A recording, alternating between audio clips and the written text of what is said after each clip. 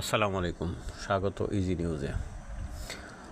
আজ কিশোরগঞ্জের পাকুন্দিয়ার খন্দকার শামসুল আলম ফাউন্ডেশনের উদ্যোগে রাষ্ট্র মেরামতের ৩১ দফা প্রস্তাবের উপর স্কুল মাদ্রাসা শিক্ষার্থীদের মেধাবৃত্তি প্রতিযোগিতায় পুরস্কার বিতরণ অনুষ্ঠানে ভার্চুয়ালি যুক্ত হন বিএনপির ভারপ্রাপ্ত চেয়ারম্যান তারেক রহমান। তিনি বলেন, রাষ্ট্রের সুরক্ষায় উপযুক্ত শিক্ষা ব্যবস্থা প্রয়োজন।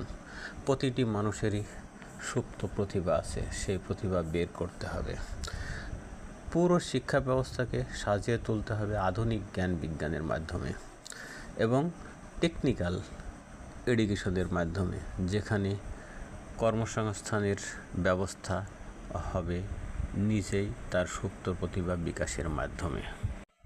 স্বরাষ্ট্র উপদেষ্টা লেফটেন্যান্ট জেনারেল অবসরপ্রাপ্ত মোহাম্মদ জাহাঙ্গীর আলম চৌধুরী বলেছেন, প্রবাসী শ্রমিক তথা রেমিটেন্স যোদ্ধাদের জন্য পাসপোর্টের ফিস কমিয়ে আনার পদক্ষেপ নিয়েছে সরকার।